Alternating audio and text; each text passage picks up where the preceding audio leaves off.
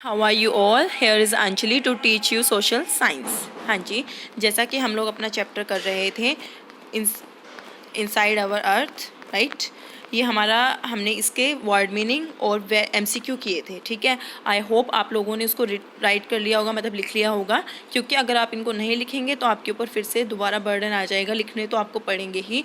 आप ये सोचिए, ये आपकी रेगुलर क्लासेस हैं, प्लीज़ इनको लिख लीजिएगा अगर आपने नहीं लिखे हैं, ठीक है। बिल्कुल छोटे छोटे ही क्वेश्चंस हैं। आज हम इसके वेरी शॉर्ट क्वेश्चंस और जितने शॉर्ट क्वेश्चन होंगे उतने करेंगे, ठीक है। चलो स्टार्ट करते हैं। सबसे पहला क्वेश्चन है, name the different layer of the अर्थ। क्या है? Name the different layer of the अर्थ। हमारी पृथ्वी कितनी लेयर थी? मैंने बताई थी 3 लेयर। उनके नाम बताने हैं। सबसे पहली कौन सी है? क्रस्ट। क्रस्ट सबसे पहली ऊपर वाली से है। फिर उसके बाद मेंटल, बीच वाली, एंड कोर सबसे अंदर वाली। Are the 3 layer of the earth's interior. हमारी अर्थ की कितनी लेयर है? क्रस्ट, मेंटल, कोर, ये उनके नाम हैं, ठीक है। ये क्वेश्चन आप लोग लिख लीजिएगा बिल्कुल, ठीक है। उसके बाद सेकंड क्वेश्चन है, व्हाट डू यू नो। आप क्या जानते हैं about the rock cycle. Rock cycle के बारे में। हाँ जी, पहले तो आप जनरली बताइए, आपको क्या पता है रॉक साइकिल के बारे में। हमने क्या पढ़ा था? सबसे पहला क्या होता है, जो लावा है गर्म होकर मेल्ट लिक्विड फॉर्म में ही होता है, वो बाहर आ जाता है। बाहर आके बाहर के इन्वायरमेंट के अकॉर्डिंग वो क्या हो जाता है, धीरे धीरे ठंडा होने लग जाता है। ठंडा होने के बाद वो सॉलिड फॉर्म ले लेता है। फिर कई सालों तक वो क्या है, दूसरी चट्टानों के नीचे दबता रहता है। फिर वो छोटे छोटे टुकड़ों में बढ़ जाता है, जिसको बोलते हैं हम सेडिमेंट, ठीक है। फिर सेडिमेंट एक जगह इकट्ठा होता मतलब उसके टुकड़े छोटे छोटे इकट्ठे होते हुए एक पत्थर की फॉर्म ले लेते हैं, उसको बोलते हैं हम मेटामॉर्फिक। क्या बोलते हैं? मेटामॉर्फिक। फिर वो अभी भी दबा हुआ है, इतनी सारी गर्मी है, इतनी सारा बर्डन है, उसके ऊपर प्रेशर है, तो फिर से वो क्या बन जाता है? लावा। इस तरीके से ये साइकिल चलता रहता है। हम लोग स्टार्टिंग से ही पढ़ रहे हैं, ठीक है। तो rock cycle is a continuous cycle. ये क्या है? एक लगातार चलने वाला साइकिल है of change of one type of rock, जिसमें एक टाइप ऑफ रॉक चेंज हो जाती है of rock of another type of rock, दूसरे टाइप की रॉक में। यानी कि एक टाइप की चट्टान दूसरे टाइप की चट्टान में चेंज होती रहती है और ये साइकिल चलता रहता है। हमारा पानी का साइकिल, वाटर साइकिल सुना है, ठीक है। इसी तरीके से रॉक साइकिल भी होता है। आप लोगों ने इस बारे में पढ़ा, इंटरेस्टिंग था बहुत।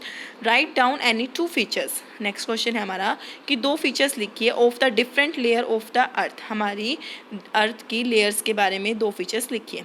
हाँ जी, पहले तो क्रस्ट, मेंटल एंड कोर। यह आपने फर्स्ट क्वेश्चन अभी हम लोग पढ़ के आए थे, वही है। Crust, mantle, core are the 3 different layer of the earth interior. Crust, mantle और कोर हमारी पृथ्वी की 3 सतहें हैं, ठीक है। इसका मतलब अगर आप ये फर्स्ट क्वेश्चन लर्न करते हैं तो आपको सेकंड क्वेश्चन मतलब नेक्स्ट क्वेश्चन, थर्ड क्वेश्चन उसका हाफ याद हो जाता है, ठीक है। Crust is the upper most layer. सबसे पहली सतह कौन सी है हमारी? क्रस्ट। सेकंड कौन सी हमारी? Mantle is the middle. बीच में कौन सी हमारी? मेंटल।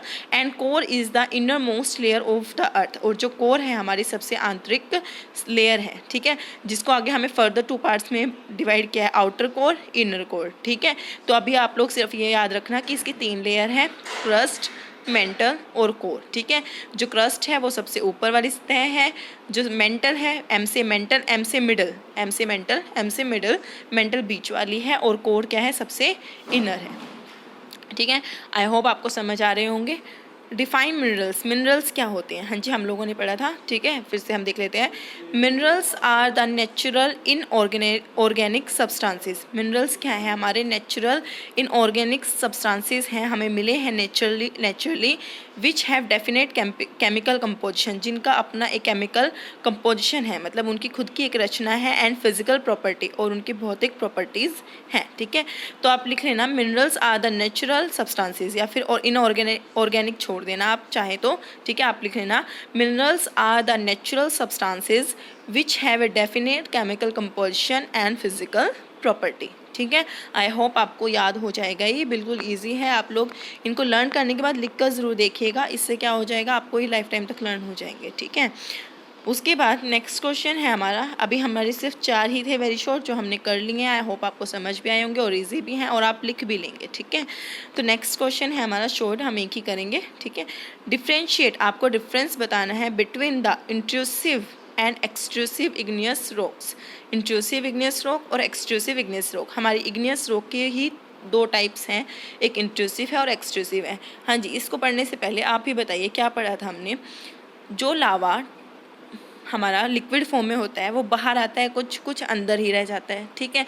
जो बाहर आके ठंडा होता है उसको बोलते हैं हम एक्सट्रूसिव इग्नियस रॉक्स। क्या बोलते हैं? Extrusive igneous rock. और जो अंदर ही ठंडा होकर चट्टान की फॉर्म ले लेता है, सॉलिड फॉर्म लेता है, उसको बोलते हैं हम इट्रूसिव इग्नियस रॉक। अब हम इस क्वेश्चन में इन दोनों के बारे में और कुछ भी जानेंगे, मतलब कुछ एक्स्ट्रा जो हम पहले से ही जानते हैं उससे ज़्यादा ही कुछ जानेंगे, इसलिए आप इस क्वेश्चन को ध्यान से सुनिएगा और कुछ नई चीज़ सीखने को मिलती है तो रेसिस्ट मत कीजिएगा। ये मत सोचिएगा कि मैम ने पहले तो बताया नहीं, अब क्वेश्चन आंसर करवा रहे हैं तो बता दिया, इसका मतलब आपको कुछ नया बताया जा रहा है, आप उसको सीखिए, ठीक है। ये मत सोचिए कि मैम ने पहले नहीं बताया, अब बता रही हूँ, इट्स और ओके, ठीक है।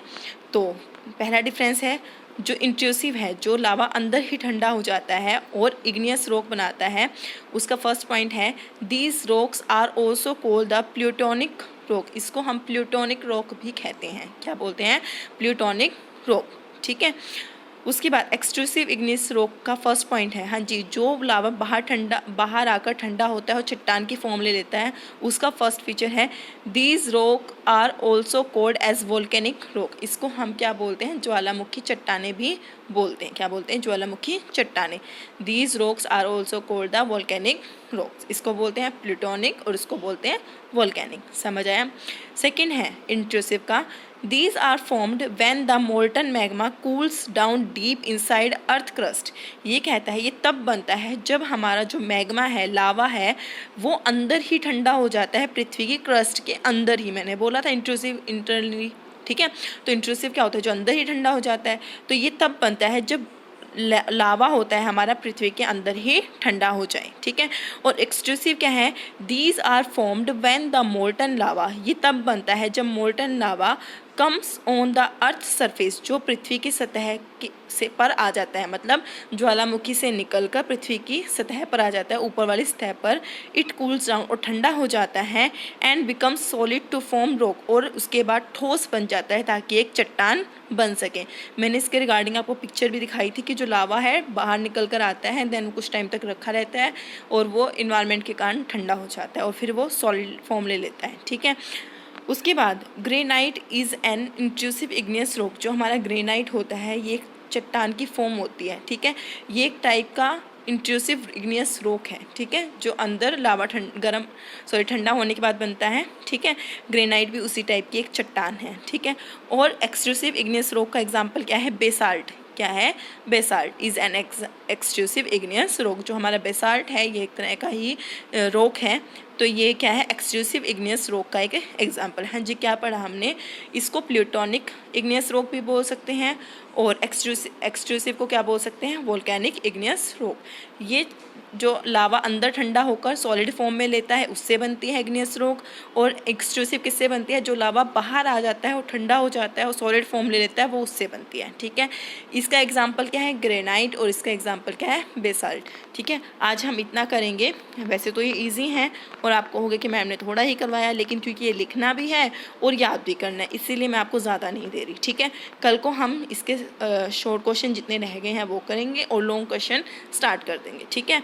आई होप आप लोगों को समझ आया है। अगर आपकी कोई क्वेरी है तो प्लीज़ कमेंट करके पूछ लीजिएगा, और मेरी रिक्वेस्ट है कि आप प्लीज़ इन क्वेश्चंस को सुन लीजिएगा। आपके जिन फ्रेंड्स के पास ये सब लिंक नहीं पहुंच पा रहे हैं, आप उनके साथ बात कीजिए और उनको कैसे भी करके सेंड कीजिए और उनको भी मोटिवेट कीजिए कि वो भी अपना काम कंप्लीट कर सके। आप उनकी हेल्प कीजिए प्लीज़, ठीक है।